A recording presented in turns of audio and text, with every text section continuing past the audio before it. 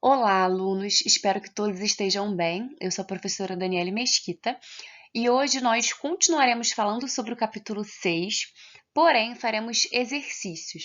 Então, vamos praticar o assunto sobre o qual falamos na semana passada, beleza? Vamos à questão 1. Todas as questões são do livro, tá? Mas a questão 1, ela tem um texto bem grande. Entretanto, eu considero que a gente consegue resolver sem o texto, para não ficar muito monótono, ok? Então vamos lá. Questão 1. O texto apresenta diferentes modos de organização em sua composição. Nós falamos sobre isso na semana passada, né? Que é muito comum que a gente tenha, por exemplo, a descrição junto com a narração, tá? Então, na primeira coluna, abaixo, são listados modos de organização do texto. No segundo, passagens que correspondem predominantemente a esses modos de organização. Associe corretamente a coluna superior à inferior. Então, temos aí modo descritivo, modo explicativo, modo narrativo. Vamos lá. Era uma madrugada chuvosa. Então, aqui, gente, vai ser o modo descritivo, porque nós temos uma cena, né? Então, vocês lembram que o texto descritivo, ele ele quer transformar as palavras em imagens, né? Então, era uma madrugada chuvosa. Você consegue ter uma imagem sobre isso, né? Nós temos, então, essa madrugada que está sendo caracterizada, né? Não é uma madrugada qualquer, é uma madrugada chuvosa. Então, aí, nós temos o modo descritivo. Agora, vamos analisar outro exemplo. Acorda ao amanhecer às 5 horas, toma rapidamente o café da manhã, dirige-se até o carro, acessa a rua e, como de costume, faz o mesmo trajeto até o trabalho. Então, aqui, gente, é o que? Descritivo, explicativo ou narrativo? Aí é narrativo, né? Nós temos uma história que está sendo contada. São várias ações, né? Uma ação que acontece depois da outra. Tem um movimento. Então, acorda às 5, toma rapidamente café, dirige-se até o carro, acessa a rua, né? Faz o mesmo trajeto. Então, nós temos uma ação que é rotineira, né? Então, modo narrativo. Nós temos uma história sendo contada. Então, vamos agora ao outro exemplo. Uma das avenidas de sua habitual rota está totalmente congestionada. Então, aqui descritivo, né? Nós temos aí uma das avenidas e essa avenida está sendo caracterizada. Uma das avenidas de sua habitual rota está totalmente congestionada. Então, a questão da imagem também, né? Essa rota está congestionada, essa rota está caracterizada aí. Então, descritivo de novo. Outro exemplo. A cena 1 é um exemplo clássico de análise de redes.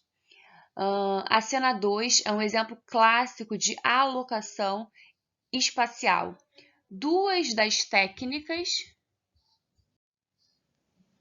Então, duas das técnicas mais importantes da análise geoespacial. Aí, gente, vocês acham que é descritivo, que é explicativo, que é narrativo? Então, olha só. A cena 1 é um exemplo clássico de análise de redes. Agora, a cena 2 é um exemplo clássico de alocação espacial, duas das técnicas mais importantes da análise geoespacial. Então, aí vai ser explicativo, né? Nós temos, então, a cena 1, que é de uma certa maneira, tem uma certa característica, né? A cena 1 é um exemplo clássico de análise de redes. Porém, né, por outro lado, a cena 2 é um exemplo clássico de alocação espacial. Aí depois nós temos esse travessão, duas das técnicas, né, ou seja, isso que foi mencionado anteriormente, duas das técnicas mais importantes da análise geoespacial. Então, a gente tem aí uma explicação. Depois, outro exemplo. A análise geoespacial reúne um conjunto de métodos e técnicas quantitativos dedicados à solução dessas e de outras perguntas similares em computador. Então, mais uma vez, nós temos aí uma explicação, né? A análise geoespacial, o que seria, né? Ela reúne, ela agrega, né, um conjunto de métodos, de não só, mas também de técnicas. Nós temos aí, então, informações que estão esclarecendo o assunto que está sendo tratado, né? Mais uma vez, temos uma explicação.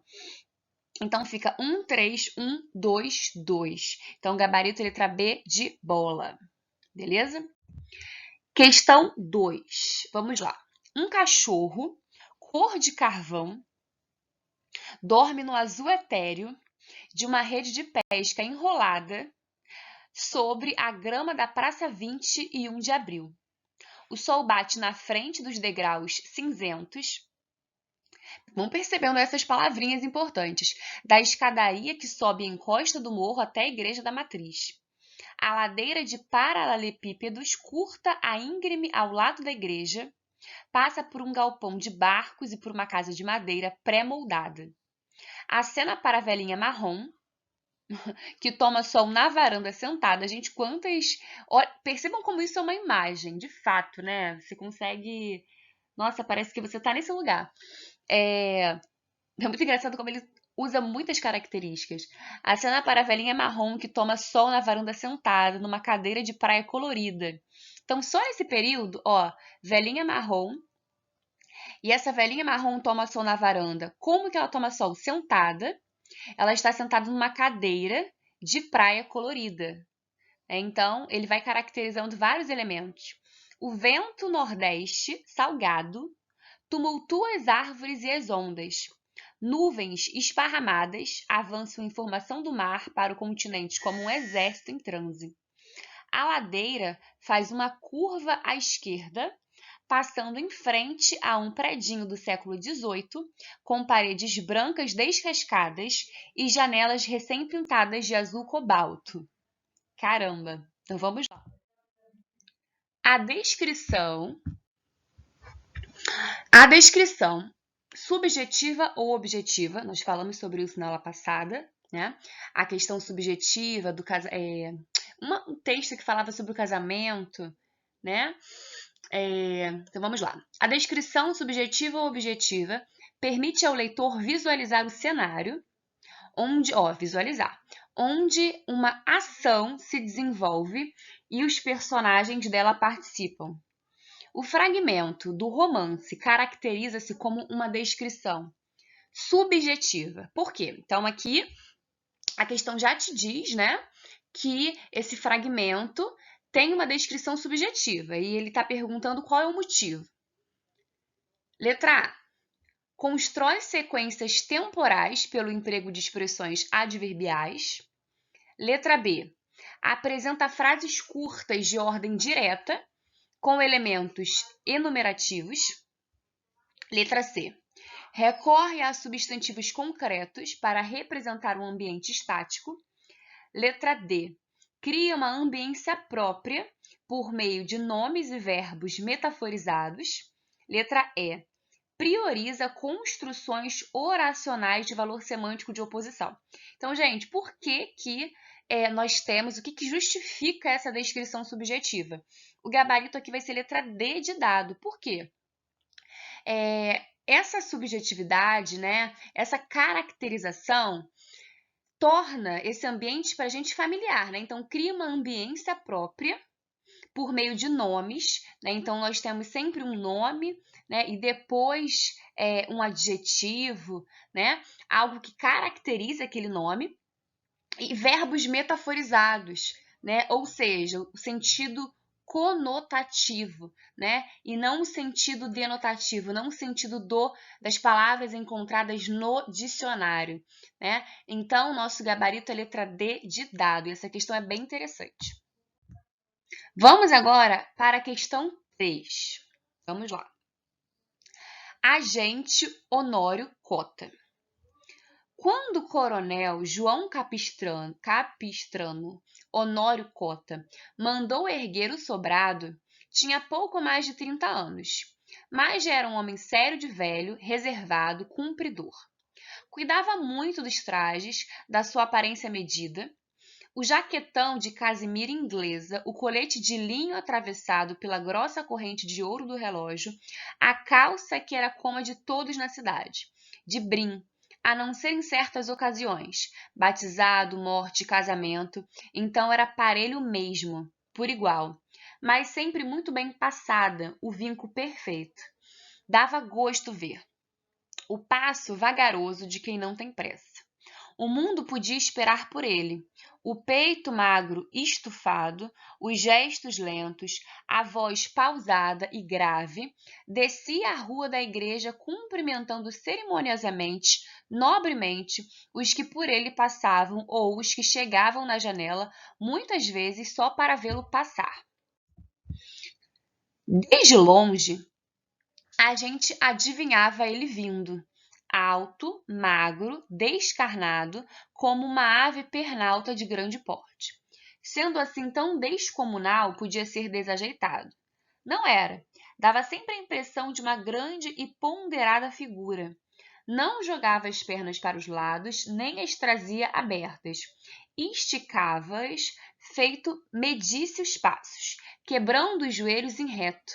Quando montado, indo para sua fazenda da Pedra Menina, no cavalo branco, ajaezado, de couro trabalhado e prata, aí então sim era a grande, imponente figura que enchia as vistas. Parecia um daqueles cavaleiros antigos, fugidos do Amadis de Gaula ou do Palmeirim, quando iam para a guerra armados cavaleiros.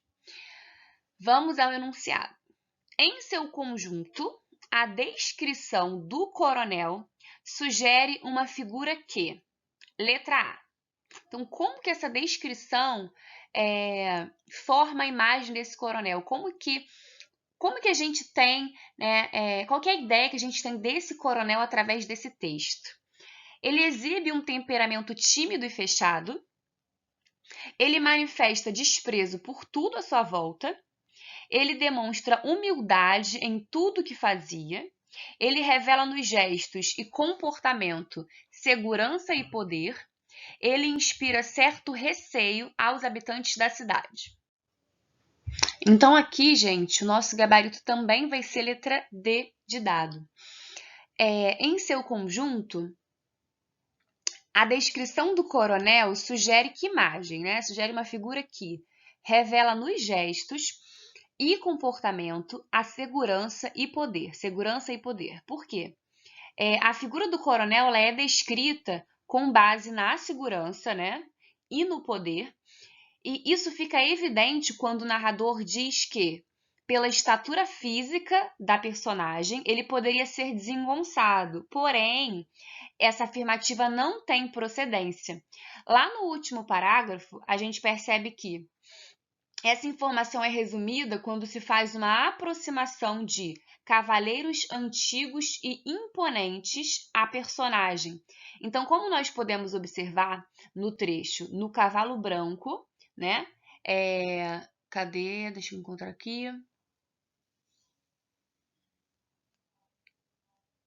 No cavalo branco, ajesado de couro trabalhado e prata, aí então sim era a grande imponente figura que enchia as vistas. Parecia um daqueles cavaleiros antigos, fugidos do Amadis de Gaula ou do Palmeirim, quando iam para a guerra armados cavaleiros. Né? Então a gente tem, de fato, essa imagem, né, que revela nos gestos e também no comportamento, então, uma segurança e um poder. Vamos a outra questão. Então, vamos lá, galera. A canção Vilarejo foi composta por Marisa Monte, Carlinhos Brau, Arnaldo Antunes e Pedro Baby. Leia um trecho dessa música para responder a questão. Então, vamos lá. Há um vilarejo ali, onde areja um bom vento. Na varanda, quem descansa, vê o horizonte deitar no chão, para acalmar o coração. Lá o mundo tem razão, terra de heróis, lares de mãe, paraíso se mudou para lá, por cima das casas, cal, frutas em qualquer quintal, peitos fartos, filhos fortes, sonho semeando o mundo real.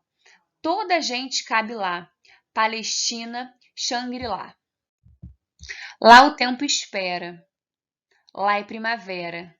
Portas e janelas ficam sempre abertas, para a sorte entrar. Em todas as mesas, pão, flores enfeitando os caminhos, os vestidos, os destinos. Gente, que música linda. E essa canção tem um verdadeiro amor para quando você for. Podemos afirmar que o trecho apresentado dá para explorar muitas coisas nessa canção. Tem uma linguagem muito bonita, muito poética, dá para explorar aqui figuras de linguagem, né? É muito legal. Então, podemos afirmar que o trecho apresentado é predominantemente. Então, queridos, vamos lá. Vamos às nossas alternativas.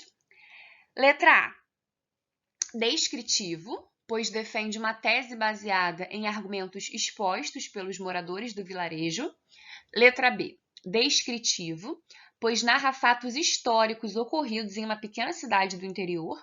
Letra C, descritivo, pois representa, por meio de palavras, as características de ambientes e seres. Letra D, narrativo, pois relata um fato fictício por meio de verbos no pretérito perfeito do indicativo. Então, o pretérito perfeito por exemplo, estudei, brinquei, pulei, são ações concluídas, né? Letra E, narrativo, pois relata um fato verídico, verdadeiro, né? Por meio de verbos no presente do indicativo. Então, presente do indicativo, eu estudo, né? Eu brinco, enfim. Então, olha só.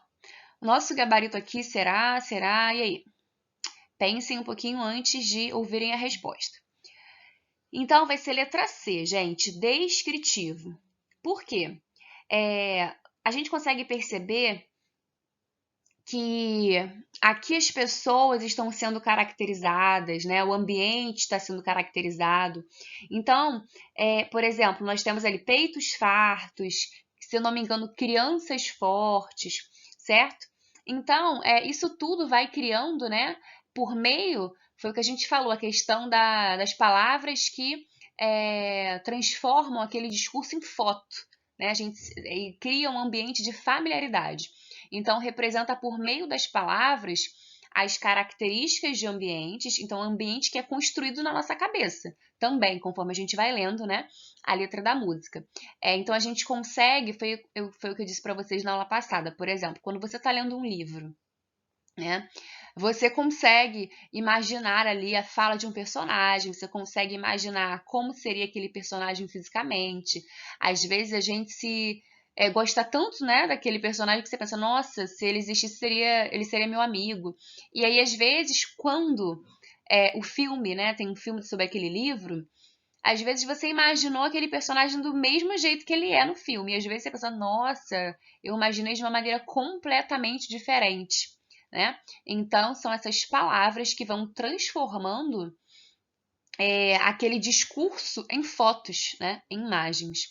Então, gabarito aí, letra C de cachorro, ok? Então, queridos, nós terminamos esse capítulo. Na próxima aula, começaremos um outro assunto. Eu espero que vocês tenham compreendido, espero que vocês tenham entendido também a correção, tenham entendido o nosso conteúdo da semana passada, ok? Sobre descrição. Tentem, gente, ter em mente o que seria essa descrição subjetiva, essa descrição objetiva. As provas, os concursos trabalham muito com interpretação de texto, né? E essas informações vão te ajudar certamente a ter mais facilidade em interpretar os diferentes textos que vão aparecer na sua prova do Enem, da UERJ, enfim, ou em outro concurso que você queira fazer futuramente, ok? Então, queridos, é sempre um prazer estar com vocês. Ótima semana, bons estudos. Até a nossa próxima aula. E sempre que nós fizermos exercícios, tentem pausar, tentem chegar a uma resposta antes da minha explicação, ok? Porque aí dessa forma a aula se torna mais produtiva para vocês, para mim também, ok? E aí é isso, tá bom, queridos? Não vou mais me alongar. Bons estudos, boa semana e até mais.